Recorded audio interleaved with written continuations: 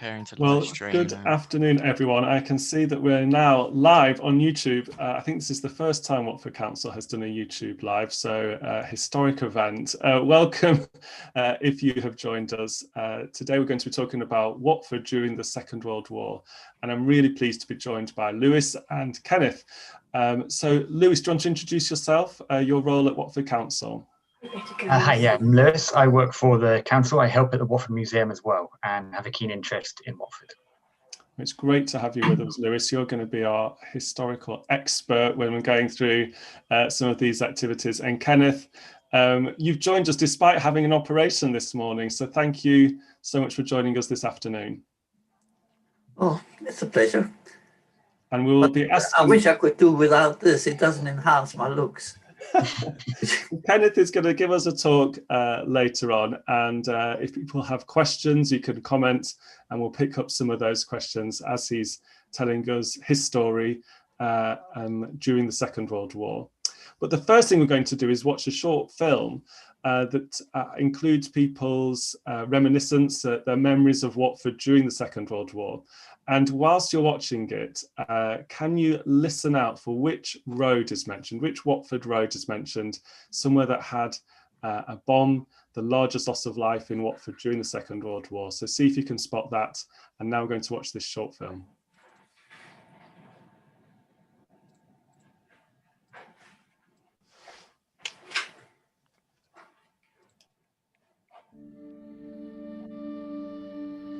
I was standing with my father and he was listening to the radio and he told me, "Shh, you be quiet." He said, "You listen to this and don't say anything." We were at war. I went off to be evacuated and I was 5 years old. People were crying, letting their children go. I used to go on the bus all by myself at the age of 6. I remember once there was an air raid warning. The conductor duly took me in the shelters with all the other passengers on the bus. Air raid warning. Before we could get there, a doodlebug came over. And they did say, once the engine stopped, it dropped. We heard this doodlebug coming. "Please don't stop, please don't stop." The bombs fell, but they just missed the house we were living in. And it had dropped on the actual cinema that we couldn't get into.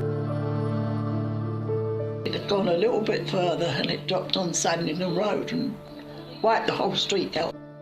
It was all blood, you know, people laying about. It's quite horrific, although when you're 7, you don't realise how horrific it is.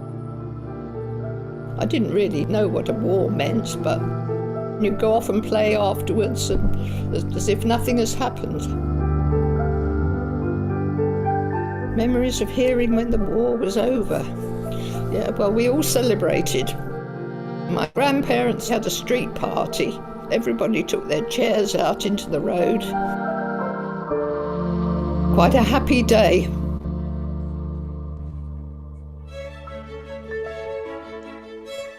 My mother took me to see the coronation of George VI. We didn't have television when I was young, so I never really fell in love with television as I did with radio. Going along Oxley Lane, you know, it was all fields and everything, no houses at all up there. Around 1944, we used to play on the street a lot because there were no cars. Our biggest hobby was marbles and conkers. I often had my hands in pain when someone missed the conker and hit my finger instead. It was just a case of a skipping rope and a piece of chalk to mark out the pavements for hopscotch. I can actually remember putting drawing pins in our shoes to be able to go sliding. I did go every morning to Saturday morning pictures. You had the Empire, Gaumont, the Plaza in St Albans Road, which people used to say it was the flea pit. Because you started off with newsreel, there'd be a serial, Flash Gordon, I seem to remember, was one of them, and his struggles with the Emperor Ming. I used to go around to the off licence to get my parents their brown ale. I went to work at Troy's when I was 14. The actual job description was carpenter. I think it was 5 shillings a week, which was a lot. My grandfather had been in the First World War, and he talked so much about it. I thought, I'll join the British Army, and I did.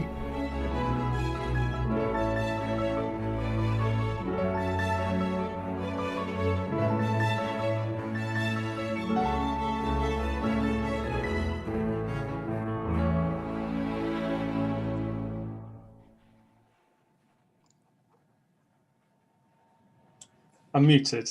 That was fantastic. Hopefully you enjoyed watching that as well. And hopefully you managed to get the answer to the question of the road which was mentioned in the film. If we bring up the presentation now, we're going to see some photos.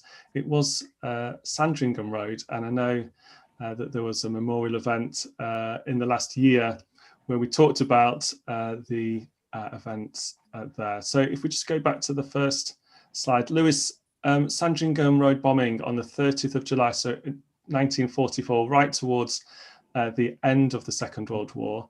What do you know about that incident? Well, I believe the bombing took place in the early hours of, it was a Sunday morning, so a lot of people were in, and unfortunately 37 people were killed, that's men, women and children, and it injured another 64 people. It actually blew out shop windows in St Albans Road as well. So it's quite a bomb. It was a V1 rocket which fell. Yeah, and at the event that we had recently, there were people there who had lived on Sandringham Road through the bomb, and you know, as young children had seen the damage that it caused and the loss of life. Kenneth, I'm sure the video, that film, brought back some memories for you. We're really grateful to you for joining us this afternoon. And now we're going to hand over to you so you can tell us your story, your life during the Second World War. Thank you very much. Could you show picture number 8, please?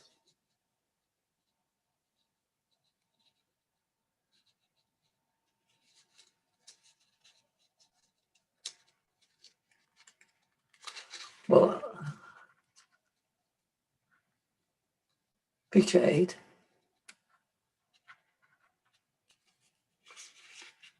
No.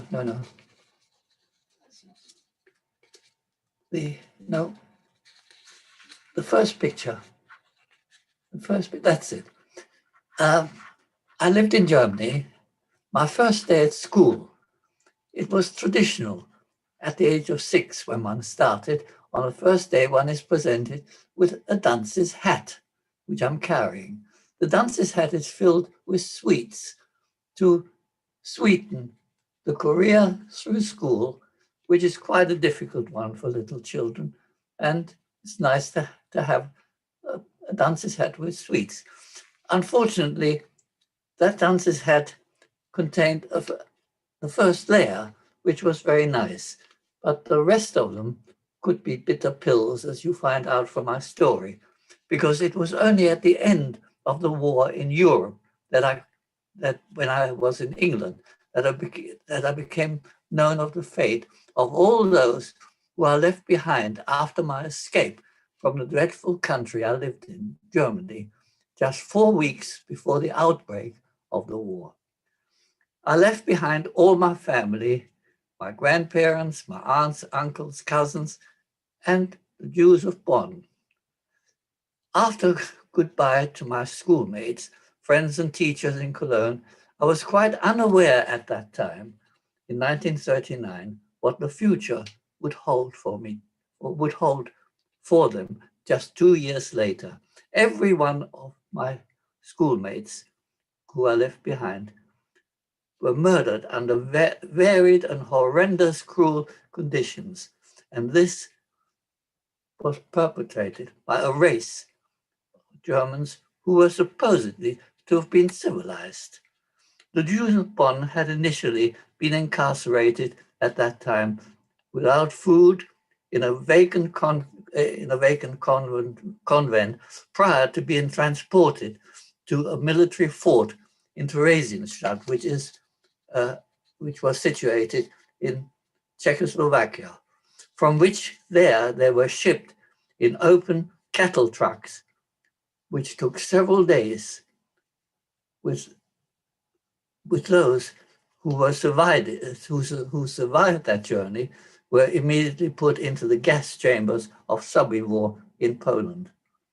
My 450 schoolmates and teachers from Cologne were transported over many cruel days without food and water and toilet facilities also to Poland. On arrival, they were stripped and shot into an open grave which had been dug by prisoners of war.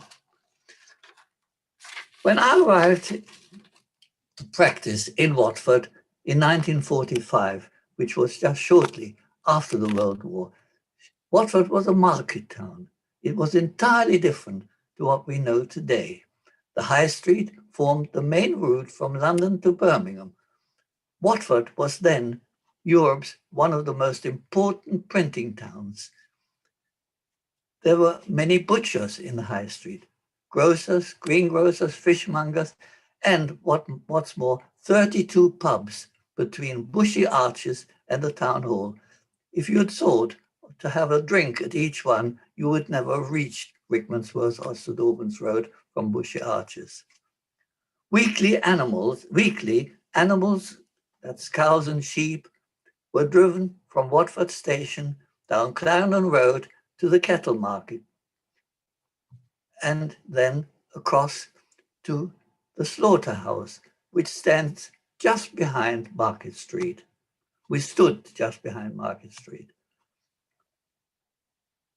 The Peace Memorial Hospital, which is now the Peace Hospice,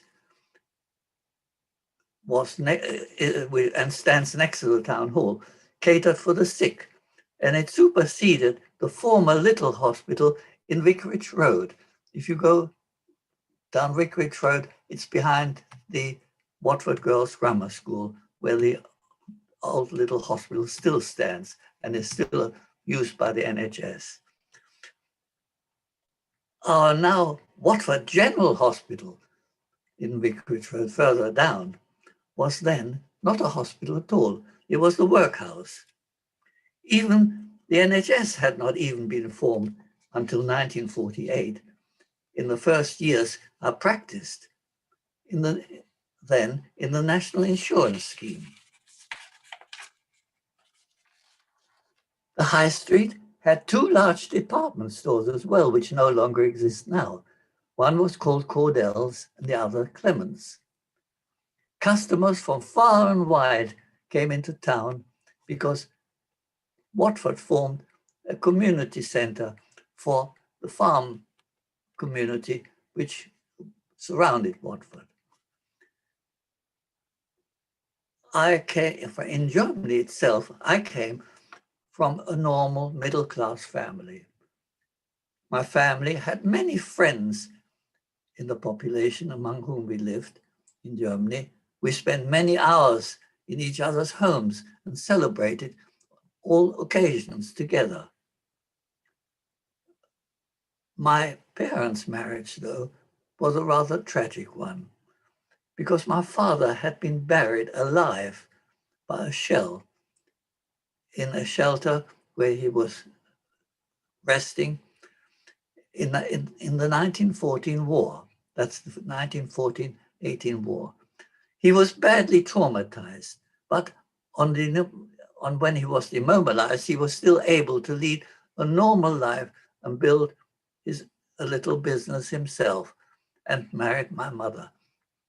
They had two very happy years together, and unfortunately, soon after that, he was hospitalized.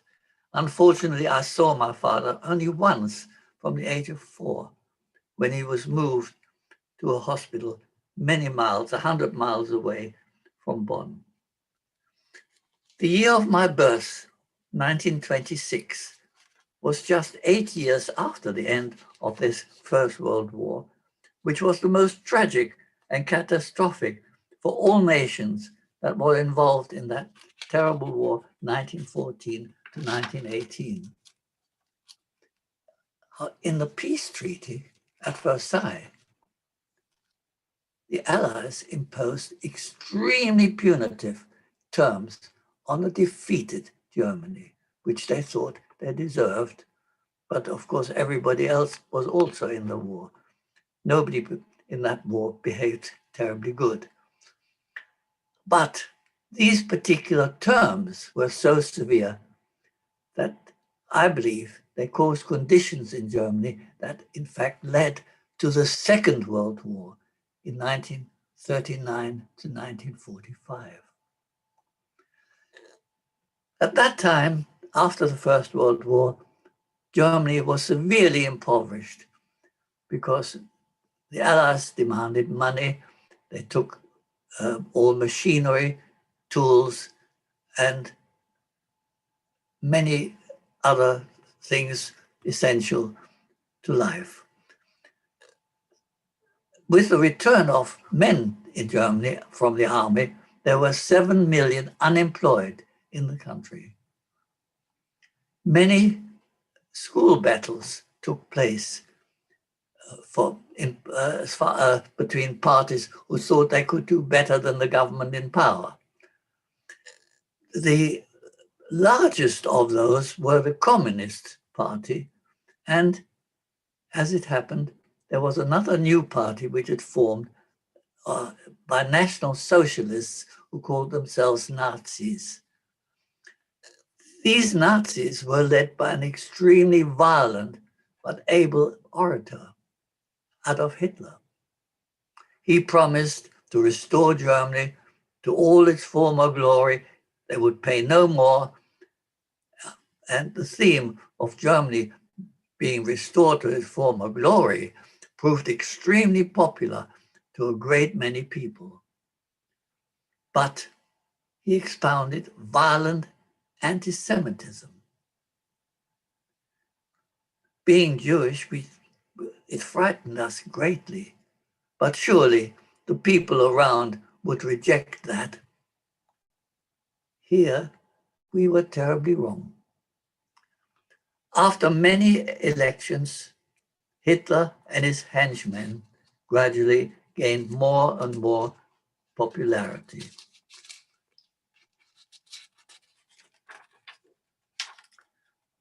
As I said before, I came from a normal middle-class background.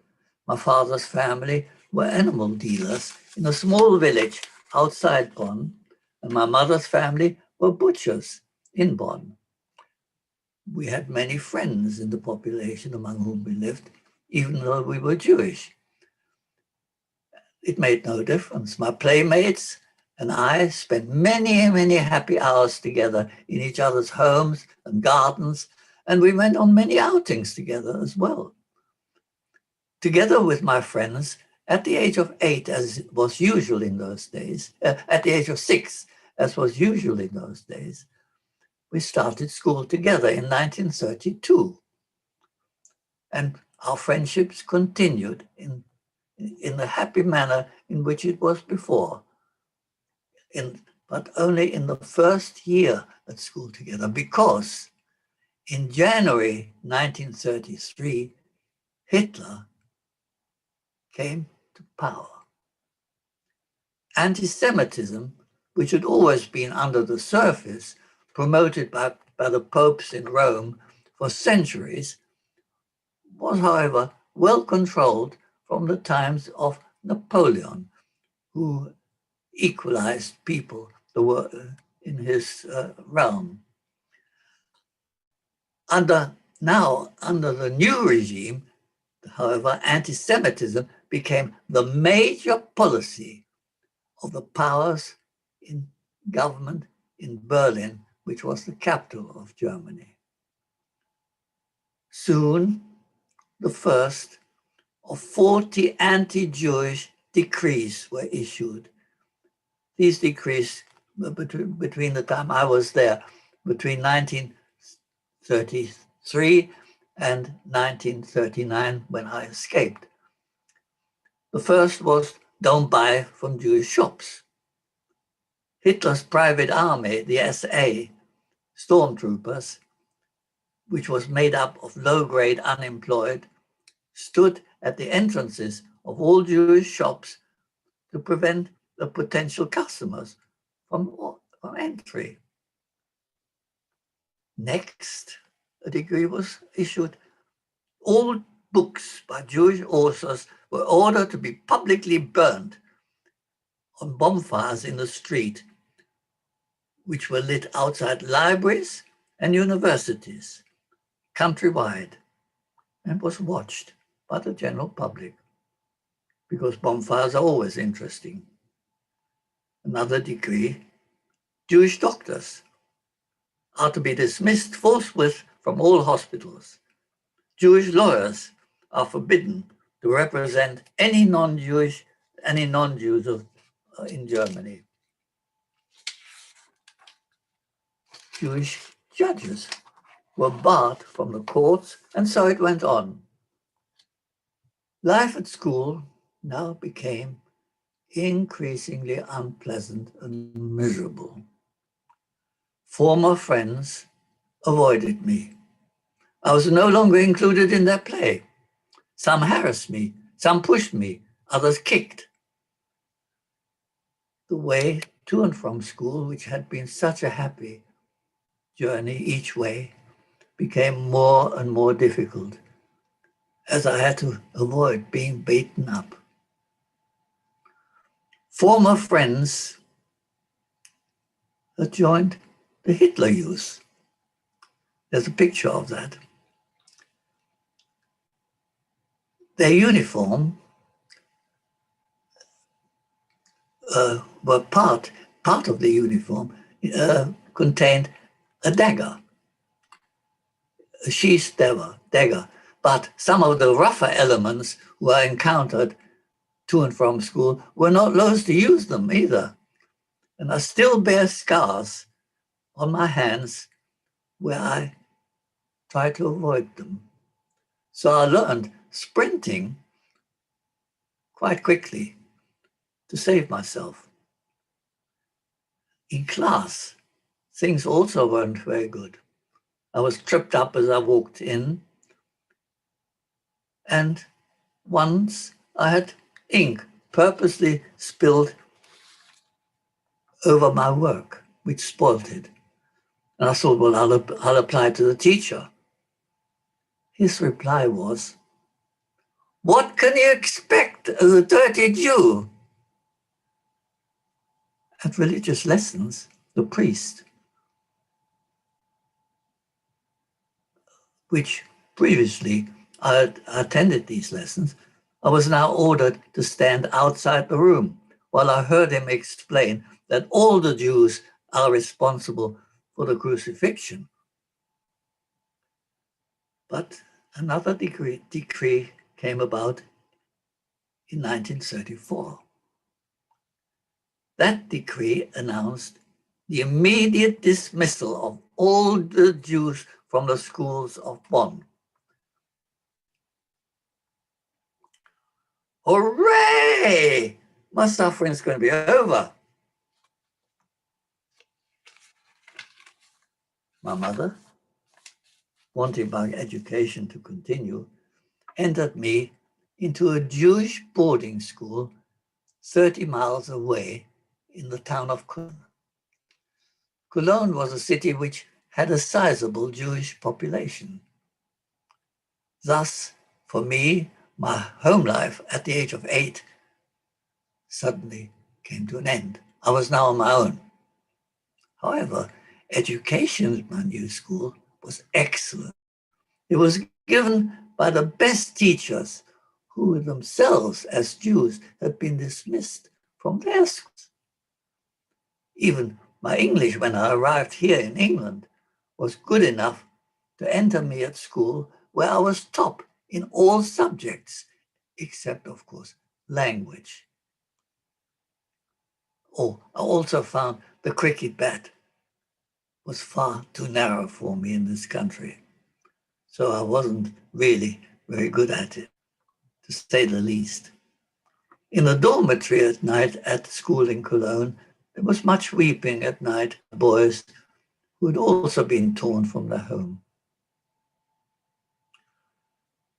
After a while, at school, however, gradually, life became prison-like.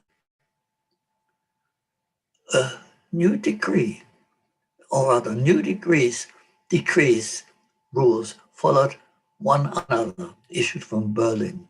Jews are not allowed to sit on park benches. Jews are not allowed into the park. Next, Jews are not permitted to enter a theater. Jews are not allowed in cinemas or concerts. Jews were barred from boating on the lake or even in the river. Jews are not allowed to ramble, which was a activity which we did in our spare time, weekends, in the city woods.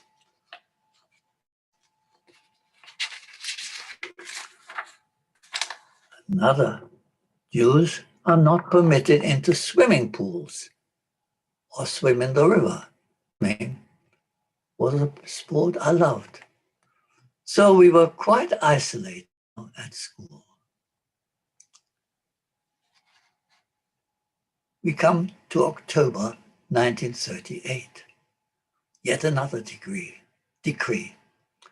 All people of Polish extraction must report within 24 hours to the railway station for deportation back to Poland. A number of my schoolmates, although they were born in the country, in Germany, were held to be Poles because Germany would not allow naturalization of their parents, and so held the offsprings also as Polish aliens. Tearfully, we waved many of our mates goodbye as they left into the unknown. They were dumped by the train at the border, then chased into no man's land towards the Polish border. There, harassed by the Poles, back to the German border, and so back and forwards in the days of winter. They suffered great hardship for many, many days. There was in Paris a student. He bought himself a gun. He entered the German embassy in Paris and shot an official who he thought was the ambassador in revenge for what his family was suffering similarly in no man's land towards Poland in the east. Immediately, an announcement from Berlin was broadcast over the radio and the newspapers that no German citizen would be held responsible should the man die as was expected.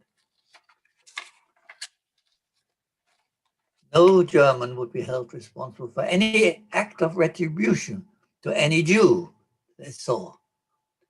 Jews, all of them, were accused of that particular deed. It's hard to describe how frightened we felt at that announcement. And actually, early in November the 10th, 1938, the official did die. And so, immediately, all hell broke loose. Hitler's hoodlums stormed nationwide into all Jewish homes, looting and destroying all they could, beating up anyone who wasn't able to hide, and arresting all Jewish men who they could find.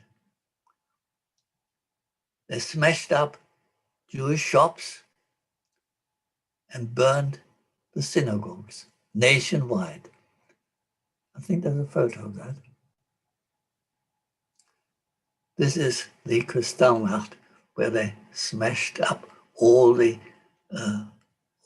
windows and shops as well of any Jewish shops, and they looted what they could and destroyed what they couldn't.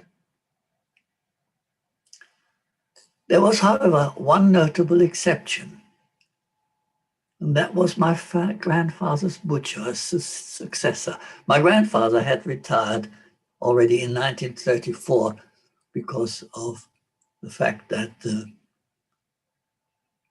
there was so much anti-Jewish feeling in Germany, and he sold up his butcher shop to another butcher, a German butcher, who occupied the building which my grandfather owned, part of it for his shop and living accommodation.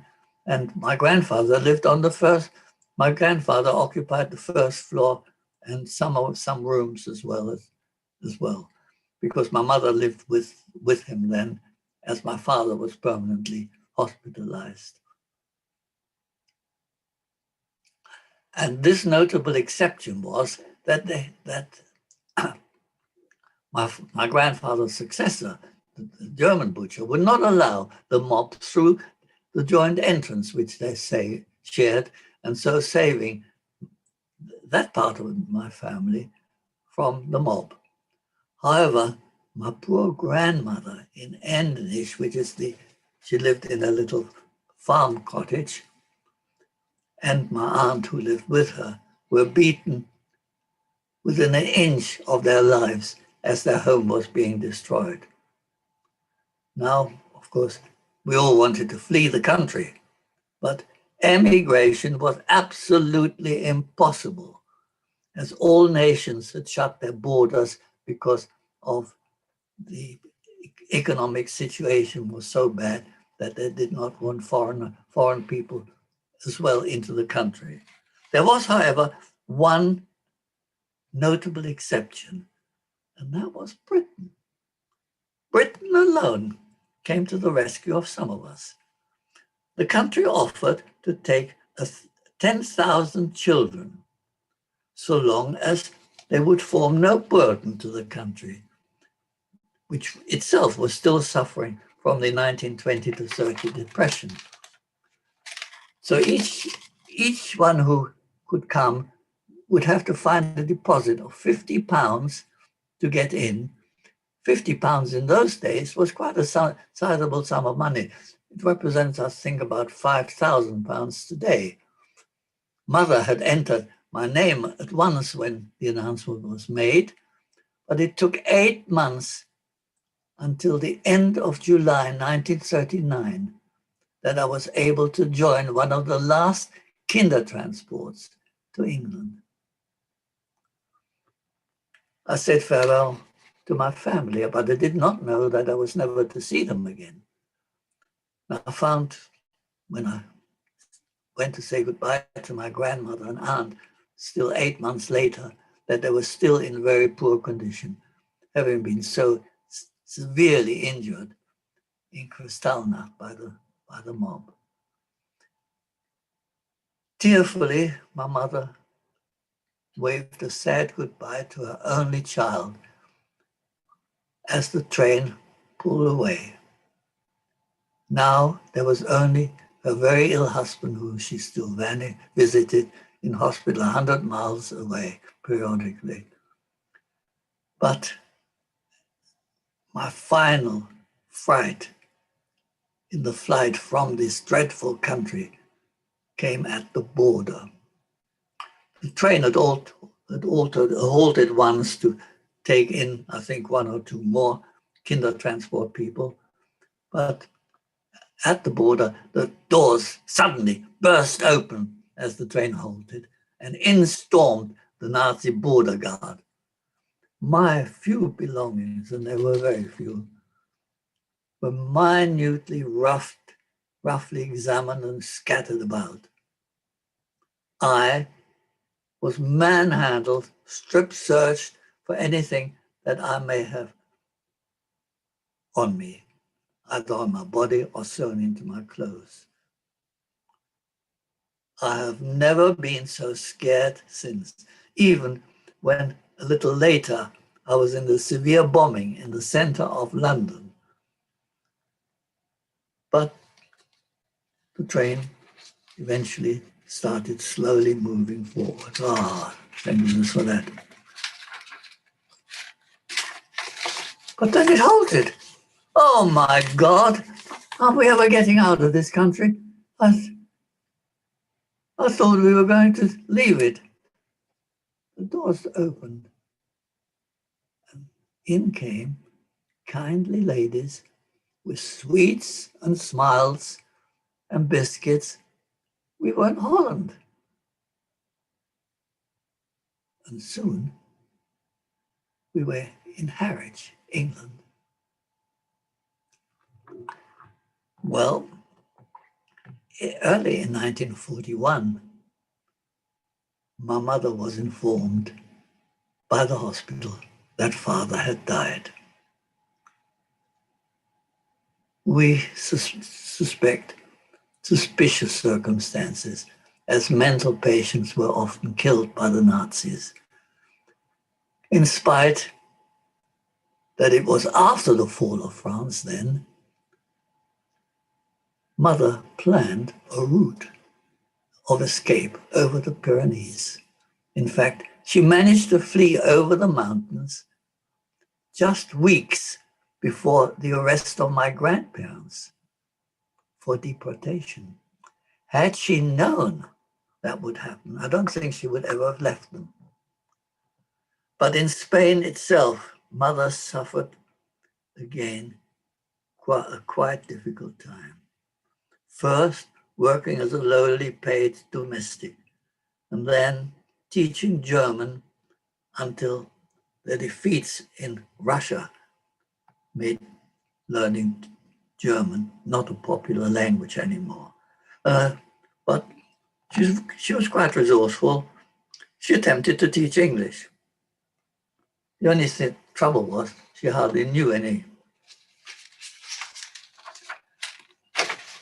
But eventually, in 1947, my mother arrived in England.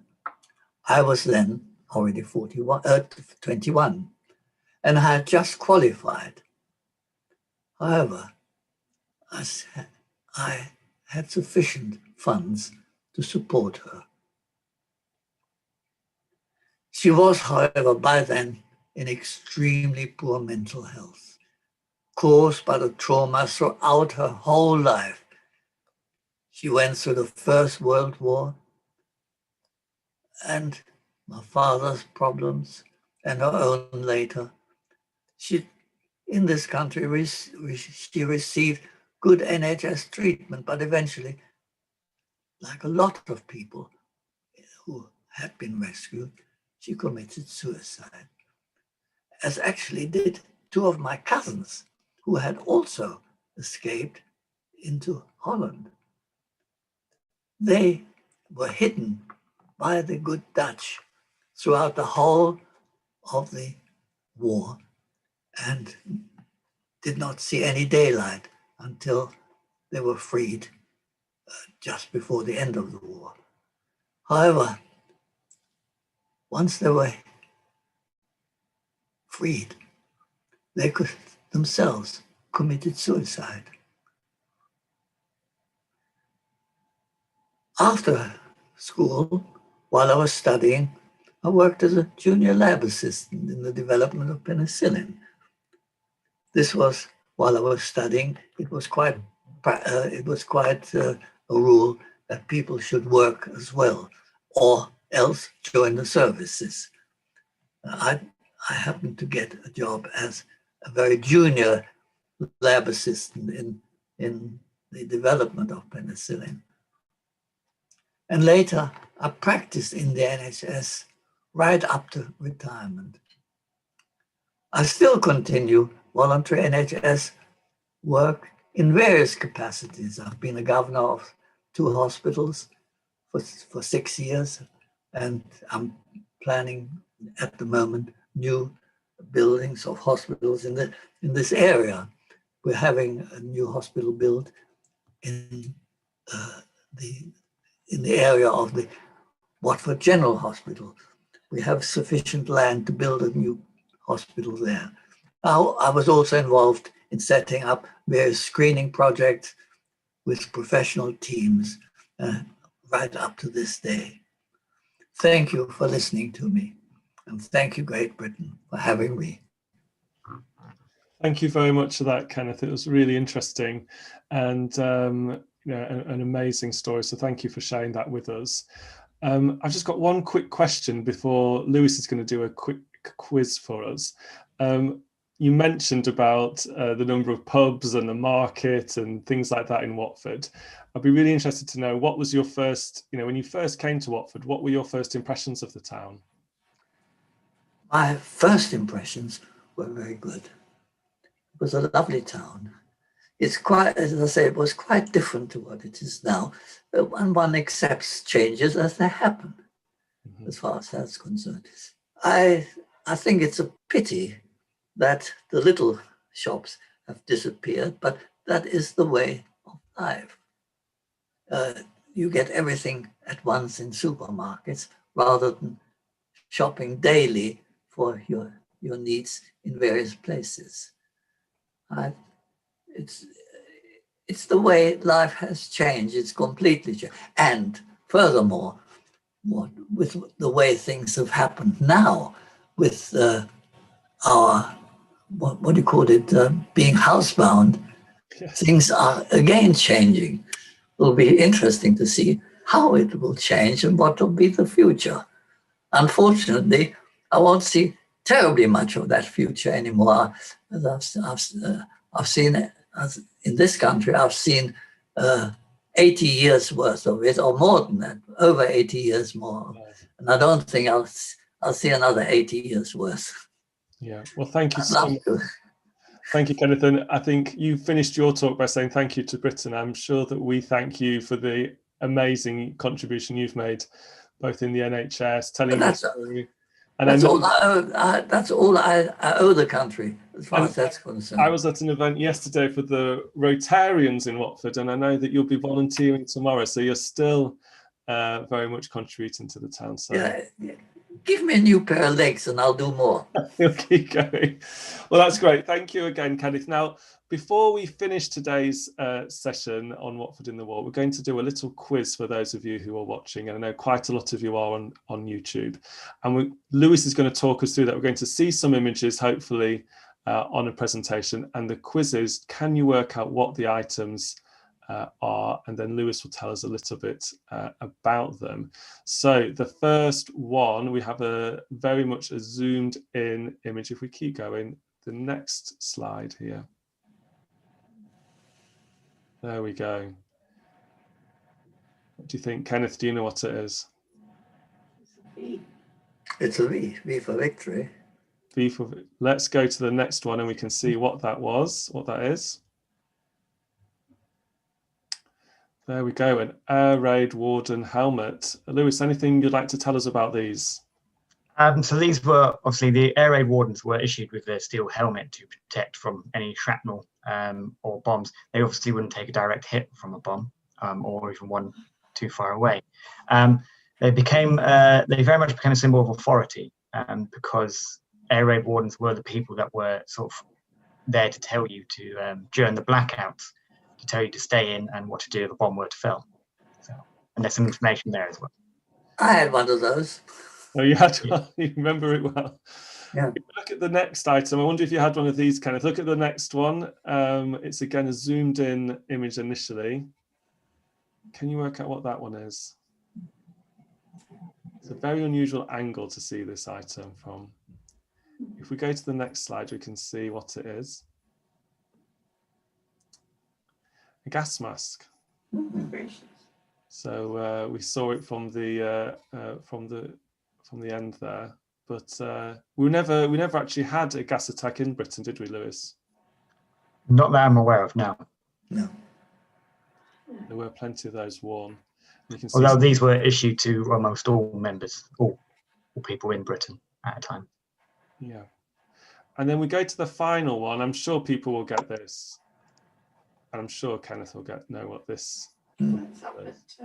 It's part of a statue in front of the Peace Memorial Hospital. That's correct. So by between the Watford Central Library and the Town Hall, the Watford Peace Memorial. And So it's called the Peace Memorial because, as Kenneth just said, it was outside the Peace Hospital originally, but was moved outside and made into a memorial outside the town hall. And unusual that it's a female sculptor, Mary Bromett. Who trained under Auguste Rodin as well, and moved to Watford in about 1903. Wow. And if we just move, press forward on the presentation, we'll see what those three statues represent. Lewis, do you want to talk us through that? So yeah, it's a seated man grieving on the left, which is to the fallen, as said there. The man standing with a right arm up is to victory. And then a man, again seated, but he's not grieving this time, he's kind of holding his arm, is to the wounded. So it's an all-encompassing three-piece statue. Very good. Well, hopefully people got those items as we went through them. I think the third one, if you didn't get that, disappointing. Now, I think we're going to have to finish this session, but I found that really fascinating and great to have Kenneth joining us today.